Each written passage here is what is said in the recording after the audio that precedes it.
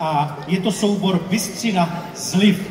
A já stejně v tom modelu, to znamená modelu v tom, že v prvním vstupu jsem řekl něco o souboru, a v druhém vstupu si vyspovídám někoho. Vidíte, dámy a pánové, tady už je nachystáno. Tady je dobrovolník ze souboru, který se dobrovolně přihlásil, abych jej vyspovídal. Zdravím, dobrý den, ahoj. Jaké je vaše ctěné jméno? Dobrý den, ahoj, jmenuji se Jirka. Zdravím vás, Jirko. Budeme se teda vykat, je to oficiální. Jirko, mě by zajímalo, dotazy budou stejné. Co pro vás folklor nebo váš soubor znamená? Když se řekne Bystřina Sliv, co si představíte? No, tak pro mě folklor obecně a hlavně Bystřina znamená rodinu. Protože to je důvod, proč to dělám, protože jsme skvělá parta úžasných lidí a baví nás to. Takže to je ten důvod, proč to děláme. Krása, děkuji. Můj druhý dotaz byl lehce odvážnější. Opět já bych rád obohatil naše jazykové okénko. Nás by zajímalo z vaší slivy, jestli je nějaké slovo, které pravděpodobně tady na Bystřicku neznáme a kterým byste chtěl obohatit náš jazykový slovník, naši jazykovou zásobu. Tak těch slov mě napadá několik. Třeba co se týká jídla, tak my jsme blízko Českých Budějovic a v Českých Budějovicích se hodně používá slovo picador. Nevím, kdo z vás ví nebo neví, co to znamená picador. Jestli kdo víte, tak je to párek rohlíku, případně s kečupem nebo hořčicí. Případně, kdo ví, co je cmunda, taky výborně, protože i cmunda se zde zná, je to brambora a těch slov si myslím, že bychom našli víc. Výborně, tak jsem rád, že jsme právě zjistili, že ta jazyková bariéra mezi námi není zas tak velká, to je výborné. A můj třetí dotaz zněl, jak zněl můj třetí dotaz? Na co se můžeme těšit, kde vás uvidíme? Jaké jsou vaše plány se souborem, kde například máte v plánu odcestovat o prázdninách na nějaký zahraniční festival nebo v České republice? Tak přes prázdniny se do zahraničí tam teď nechystáme, ale určitě bychom vás rádi pozvali do Holašovic, což je taky nedaleko Českých Budějovic. Je to vesnička, která je zapsaná na seznamu UNESCO a budeme tam vystupovat 25. července právě na selských slavnostech, kde budeme vystupovat společně s dalšími soubory a lidovými muzikami. Super, já moc děkuji za rozhovor a za odvahu a dámy a pánové, vám přeji hezký hudební a kulturní zážitek s folklorním souborem Bystřina Sliv.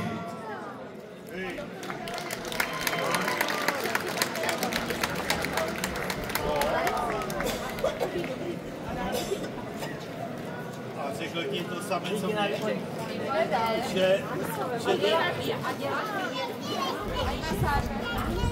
počkej, já řekl ti to, co mě řekl, a ten mě řekl, že tak stačí, Kára si psal, že dobře není.